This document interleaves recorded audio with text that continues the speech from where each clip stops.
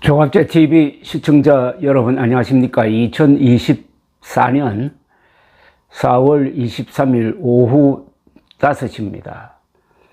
요사이 총선이 끝난 이후에 이준석 개혁신당 대표가 화성을에서 어떻게 이겼느냐를 분석하는 글들이 많이 나오고 있습니다. 그 글 가운데 한국일보 송용창 직책이 지금 보니까 뉴스 1부문장으로 되어 있네요. 팀장인 모양입니다. 이분이 며칠 전에 쓴 글을 하나 소개해 드리겠습니다. 제목이 이렇습니다. 이준석, 김재섭의 당선에 울림이 있다.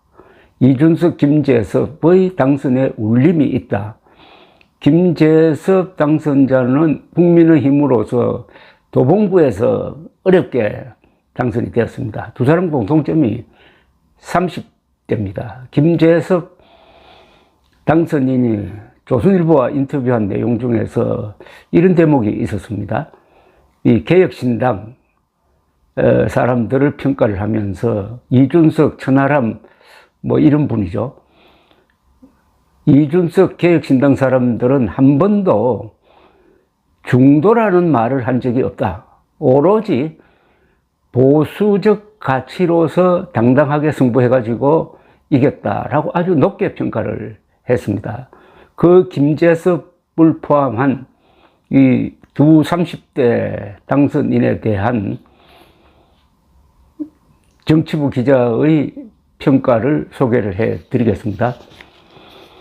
40총선에서 정권심판론이라는 분노의 파도가 후보자의 자질, 도덕성, 비전, 정책 등을 휩쓸어 버렸지만 모두가 떠밀려간 것은 아니다. 민주당 텃밭인 경기 화성을과 서울 도봉갑에서 이준석 개혁신당 대표와 김재섭 국민의힘 당선자는 대세를 거슬러 생활했다. 자격 미달의 일부 후보들이 묻지마 심판 분위기에 올라타는 행운을 누린 상황에서 30대의 두 당선자는 자력으로 험난한 열세를 딛고 국회 입성에 성공하여 값진 이변의 주인공이라고 할 만하다. 악조건으로 따지면 이준석 대표의 성과는 김재섭 당선자와도 비교 불가다. 거대 양당의 틈바구리 속에서 이준석 대표에게는 비벼볼 당세나 지역 연고도 없었다. 조국 혁신당 돌풍으로 개혁신당은 사실상 꺼진 불이나 마찬가지였다. 그의 지지층마저 등을 돌리며 탈당했고 같은 당의 류호정 후보가 출마를 포기하며 제3지대 정치는 실패했다고 확인사설까지 했다. 가장 젊은 선거구라는 특징 하나 보고 화성을에 뛰어든 이 대표의 도전은 실패가 예정된 객기로 보였다. 아니나 다를까 선거운동 초기 1위를 달린 공영훈 더불어민주당 후보와의 지지율 격차는 20%포인트 이상이었다. 한 달여 만에 이 격차를 따라잡은 비결은 두고두고 들여다볼 만한 연구 대상이다.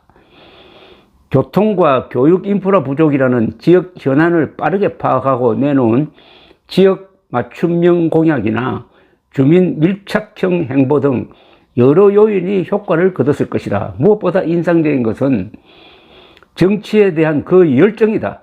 온라인에서도 화제가 된 9페이지에 달하는 자필 선거 공보물은 그가 얼마나 지역민 속으로 깊이 파고들었는지를 보여준다. 정청래 더불어민주당 의원에게 비웃음을 샀지만 선거 막바지 48시간 무박 유세엔 그의 간절함이 잔뜩 담겼다. 이 지역 주민은 아니지만 정치에 대한 그의 진심이 분명 지역 유권자들의 마음을 움직였을 것이다. 당의 권력자에게 줄을 잘 서 공천만 받으면 배지를 줍는 일이 비일비재한 세태에서 유권자들을 향한 진심의 정치가 통했다는 것만으로도 반가운 일이다. 그의 정치 노선에 대한 호불호를 떠나서 그의 당선은 과거 지역주의를 무너뜨린 김부겸, 이정현과 같은 울림을 지녔다. 민주당 텃밭에서 이변을 일으킨 김재섭 당선자는 또 다른 종류의 울림을 준다. 도봉갑은 30대 간 맞대결로 관심을 모았는데 내용적으로 보면은 지역 토박이 대 낙하산 공천자 구도였다. 상대였던 안규령 민주당 후보는 외모 이상형 질문에서 차은우보다 이재명 대표를 택한 게 알려져 유명세를 톡톡히 치렀다. 친명 유튜브 채널의 고정 출연자였던 그는 민주당 젊은 정치인들의 출세 코스를 따랐다. 유튜브 채널에서 얼굴을 알리고 충성심을 보여 강성당원을 만족시키다가 텃밭 지역의 전략 공천까지 따낸 것이다.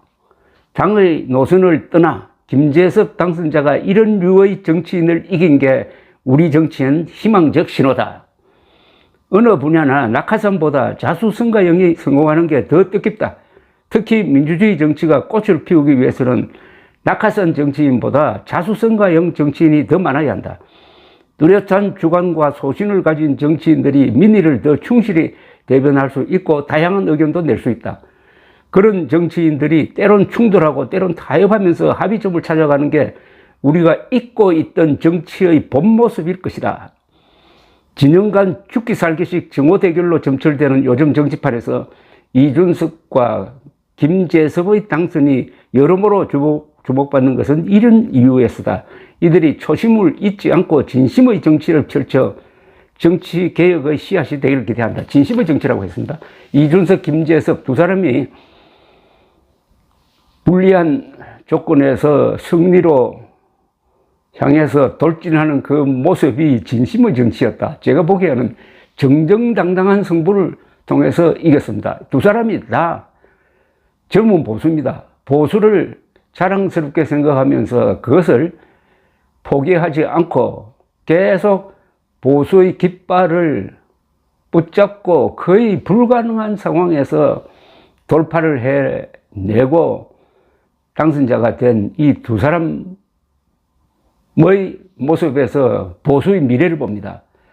보수적 가치가 뭐냐? 여러 가지 설명할 수 있지만은 산업화, 건국, 반공 이런 식으로 설명할 수 있지만은 요사이 새로운 덕목이 하나 요구되고 있습니다. 그게 공정한 경쟁입니다. 쉽게 말하면 정정당당한 경쟁입니다. 이 공정한 경쟁을 통해서 정정당당하게 두 사람이 당선되었습니다. 반면 국민의힘은 보수적 가치를 포기하고 어떻게 보면은 보수적 가치를 팔아넘기면서 이기려고 했지만은 졌습니다. 더럽게 이겨도 문제인데 더럽게 졌다 이겁니다. 그렇게 더럽게 진 국민의힘의 한동훈식 보수와 당당하게 이긴 이준석, 김재섭식 보수 두 보수가 앞으로 서로 경쟁하고 견제하면서 서로 달라지고 그리고 커가고 하는 모습을 바라볼 수 있게 되었고 한국의 보수 세력은 선택의 폭을 넓히게 되었습니다. 이제는 국민의힘이 인수봉을 오르는 유일한 새끼줄이 아닙니다. 그 새끼줄이 썩은 새끼줄 때는 어떻게 됩니까? 또 다른 로프 하나를 인수봉에 건 것이 이번 총선의 가장 큰 의미라고 생각합니다. 감사합니다.